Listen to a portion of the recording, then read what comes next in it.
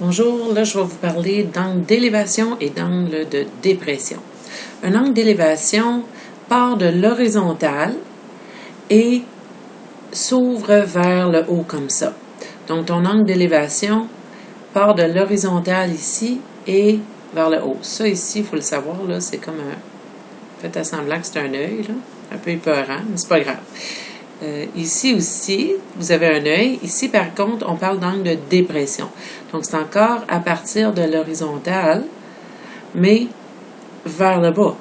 Donc, l'angle de dépression n'est plus dans ton triangle. L'angle d'élévation est dans le triangle. Tu sais, tu as ton angle droit ici, là. Bon. Et l'angle de dépression est à l'extérieur du triangle. Tu peux en former un autre ici qui est identique à lui et tout rebâtir de l'autre côté, mais il faut quand même savoir que l'angle de dépression est à l'extérieur. Donc, il faut savoir aussi que l'angle de dépression et l'angle d'élévation, c'est deux alternes internes créés par les parallèles de l'horizontale. Donc, ça veut dire qu'ils sont congrus. Donc, ton angle de dépression qui est ici va être égal à l'angle de dépression d'ici. C'est des angles alternes et internes formés par deux droites parallèles et une séquente. Donc, qu'est-ce que ça veut dire? Mettons, des fois, je compte cette histoire-là à mes élèves. Mettons un arbre et tu as quelqu'un qui est assis ici. Bon, faites à semblant, là. Et tu as quelqu'un qui est en bas ici.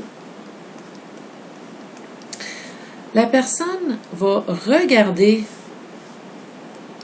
ici, la personne à terre regarde cette personne-là avec un angle d'élévation. Donc, autrement dit, par rapport à l'horizontale, il regarde avec un angle d'élévation. Il lève la tête. Donc, il doit se lever la tête pour regarder son ami ou la personne qui est dans l'arbre.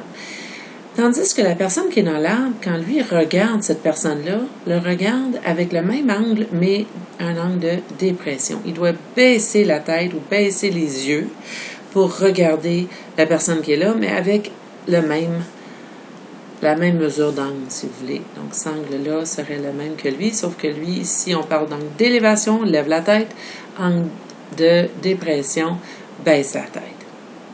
Donc, une autre façon de rentrer dans le triangle, si tu veux, mettons que ça, c'était un angle de 40 degrés.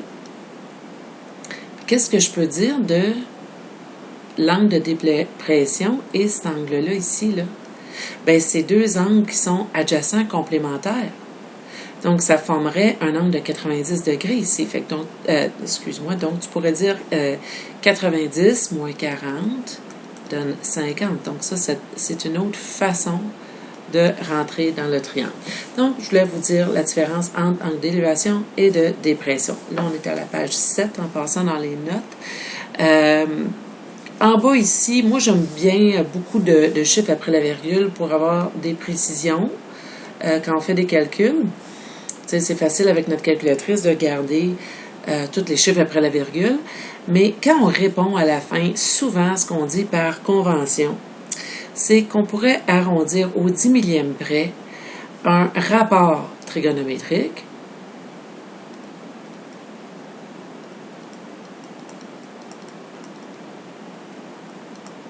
Donc, c'est quoi ça, un rapport trigonométrique? Donc, rapport trigonométrique comme sin, cos, tan, un de ces trois-là, là, tu sais, ça donne 0, quelque chose. Donc, on pourrait garder minimum 4 chiffres après la virgule, parce que plus que tu arrondis un rapport trigonométrique, plus loin que tu vas arriver à l'angle que tu veux trouver, ou le côté que tu veux trouver. Au 10e près, ça serait une mesure d'angle, et au 100e près, une mesure de côté. Ça, c'est par convention, là, on dit ça. Mais comme je vous dis, je ne vais jamais dire non, ce n'est pas aussi précis. Donc, c'est minimum ça. N'oubliez pas que 10 millième près, c'est 4 chiffres après la virgule. 4 chiffres après la virgule. 10e près, c'est un chiffre après la virgule. Donc, 10e parce qu'il y a un 0. Donc, un chiffre après la virgule et au centième, c'est 2 chiffres après la virgule.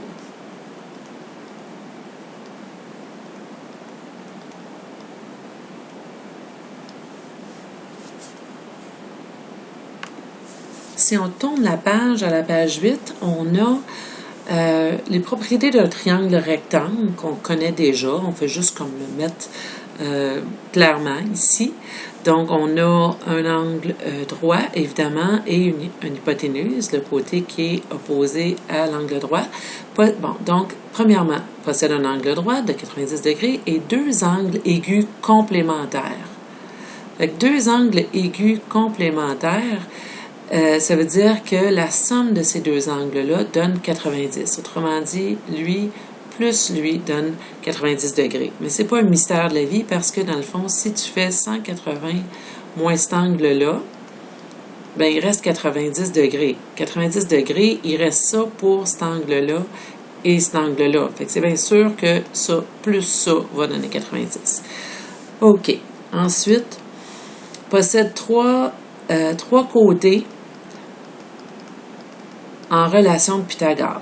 Donc, vous pouvez mettre le Pythagore classique A au carré plus B au carré est égal à C au carré, ou encore celui qu'on met, nous, là, cathète au carré, cathète numéro 1 au carré, cathète numéro 2 au carré est égal à l'hypoténuse au carré. Pour la section ici, on dit que le triangle rectangle a un angle de 30. Donc, s'il y a un angle de 30 puis un angle de 90, c'est sûr que lui vaut 60, là. En secondaire 3, vous avez appris que la mesure du côté opposé à l'angle de 30 vaut la moitié de l'hypoténuse. Si ça, c'est vrai, on va se baser sur ce qu'on appelle justement un triangle de base. Triangle de base, ça veut dire qu'il y a un des côtés, habituellement celui qu'on vise le plus, là, qui vaut 1. Donc, mettons que je mets 1 ici. Si ça, c'est vrai que le côté opposé à l'angle de 30 dans mon triangle rectangle vaut 1, ça veut dire lui, il est le double. C'est 2. Parce que lui, c'est la moitié de l'hypoténuse. Donc, si lui vaut 1, lui vaut 2. Si lui vaut 10, lui vaut 20. Si lui vaut x, lui vaut 2x. Donc, bon, c'est le double. Si on veut trouver ce côté-là, on peut faire Pythagore, au fond, dans ce triangle-là. Et ce qu'on va avoir, c'est 1 au carré plus x au carré est égal à 2 au carré. Hein, l'hypoténuse au carré. Donc, 1 au carré, ça donne 1.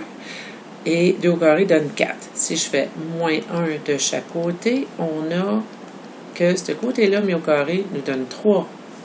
Donc, la racine carrée de 3, c'est la mesure qui est là. On peut aussi dire que c'est 1,7321. 1,73, mettons. Là, qu'est-ce qu'on fait ici? Je veux vous montrer un petit peu une base de ce que vous allez voir aussi dans le cercle trigonométrique l'année prochaine en secondaire 5. Donc, sinus de 30, cos de 30, tan de 30, et ensuite, on va aller voir l'autre angle aigu, hein, celui-là. Donc, le sinus de l'angle de 30, c'est le côté opposé sur l'hypoténuse.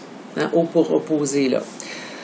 Et donc, le sinus de 30 opposé sur l'hypoténuse, ça donne une demi. Puis, en effet, ça vaut la moitié. Hein, ça vient un peu de ça, là, ce théorème-là. Et là, le 1 divisé par 2, ça donne 0,5. Et si vous faites sin de 30 sur votre calculatrice, ça va vous donner 0,5. Donc, comme je peux voir ici, sin de 30, Enter, 0,5. Ici, si on prend le cosinus de 30, qui est l'adjacent sur l'hypoténuse, quand on fait cosinus comme rapport, son adjacent, c'est lui. Donc, c'est le racine carrée de 3. On aurait pu mettre 1,7321, mais c'est plus précis de mettre racine de 3. Tu as tous les chiffres à ce moment-là, là, après la virgule, sur 2, hein, qui est l'hypoténuse. Donc, l'hypoténuse n'a pas changé, là, c'est 2. Racine carrée de 3 sur 2, Et si tu fais la division, ça donne 0,8660. 0, 2, 5, 4 et ainsi de suite. Si tu fais, bien sûr, cos de 30 sur la calculatrice, ça donne la même affaire. Maintenant, si on fait tangente de l'angle de 30, donc tangente, c'est l'opposé sur adjacent. Opposé à 30, c'est 1.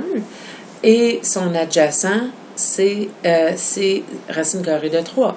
Donc, 1 sur racine carrée de 3, qui donne 0,5735. Et si on le fait aussi à la calculatrice, la tangente de 30 nous donne la même chose. Donc, ça ici, là, ce qu'on a, c'est l'autre point de vue. Hein? Donc, le sinus qui est opposé sur hypoténuse pour l'angle de 60. Son opposé, c'est racine de 3. Et l'hypoténuse, c'est encore 2. Donc, racine de 3 sur 2, qui est égale à 0,8660. Donc, ce qu'on voit ici, là, c'est que le cos de 30, c'est la même affaire que le sin de 60. Racine carrée de 3 sur 2, racine carrée de 3 sur 2. Ça, la racine carrée de 3 sur 2, vous allez le voir là l'année prochaine, le 1/2, le 1 sur racine de 3. T'sais, on va parler beaucoup avec les racines.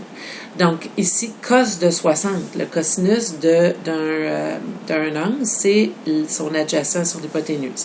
Fait que si je regarde 60 ici, et je veux son adjacent, ben son adjacent, c'est 1. Et l'hypoténuse, lui, n'a pas changé. Donc, ça fait la même affaire que ça ici. Ben oui, le sin de 30, c'est la même chose que le cos de 60. Ensuite, la tangente qui est l'opposé sur l'adjacent, ben l'opposé, ça va être racine de 3 et son adjacent qui est 1. Donc, ça donne la racine carrée de 3. Hein, la racine carrée de 3, c'est 1,7, 3, 2, 1, ainsi de suite. Ben, c'est à cause que le côté qui est 1. Donc, ici, on voit plus comme l'inverse. Hein, donc, la tangente de cet angle-là, c'est l'inverse de la tangente de cet angle-là.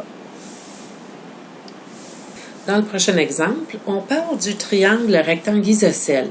Les côtés opposés aux angles congrus sont congrus, les côtés de l'angle droit sont congrus. Ben oui, parce que c'est un triangle rectangle, mais isocèle. Donc, si c'est isocèle, ça veut dire qu'il y a deux côtés congrus. C'est sûr que ça ne sera pas l'hypoténuse et un autre côté, il faut que ça soit les deux cathètes. Donc, parce que on se rappelle que l'hypoténuse, c'est le côté le plus long dans le triangle. Donc, ça, c'est ton hypoténuse. OK. Comment il mesure cette hypoténuse-là? Bien, si on fait Pythagore, 1 au carré plus 1 au carré est égal à hypoténuse au carré. Et je vous rappelle, on a mis 1 parce qu'on considère que c'est comme un triangle de base dans notre exemple. Donc, on met un côté, on suppose que le côté mesure 1. Tu sais, ça peut être 10, 152, ça, c'est pas grave. Mais pour mon exemple, je vais prendre 1. OK? Donc, si lui vaut 1, lui vaut 1 parce que ce sont deux côtés isométrique. 1 au carré plus 1 au carré est égal à l'hypoténuse au carré. Ça fait 1 plus 1 qui donne l'hypoténuse au carré. 2 est égal à l'hypoténuse au carré. Donc, on doit faire racine carrée de 2. Donc, la racine carrée de 2, c'est la mesure de l'hypoténuse quand les deux côtés de l'angle droit mesurent 1. Ce qui donne là, 1,4142. Donc, le sinus, qui est le côté opposé sur l'hypoténuse, bon, si je prends 45, mettons je prends ce 45-là, son côté opposé, c'est 1. L'hypoténuse, c'est la racine carrée de 2. Le cosinus de 45, son côté adjacent, hein, c'est adjacent sur hypoténuse, son adjacent, c'est 1. Et l'hypoténuse, c'est encore la racine carrée de 2. OK. Ça veut dire que le sin et le cos donnent la même chose. Ça, si je prends ça, puis je fais 1 divisé par la racine carrée de 2, 7,0, 7,1. Donc,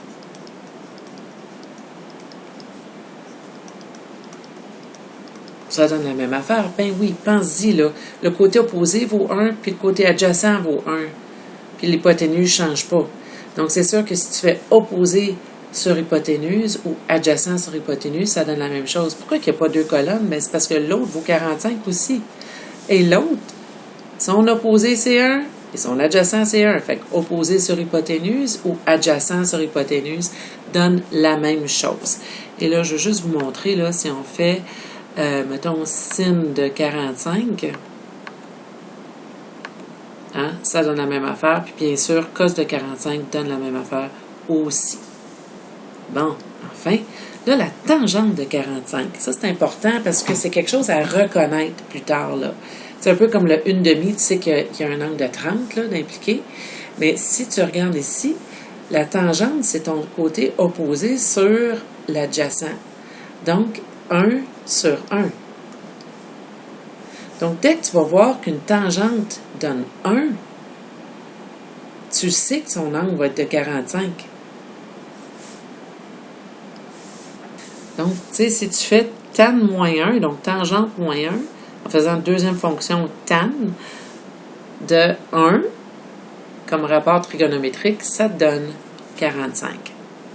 Donc, ça, c'est quelque chose de bien à retenir.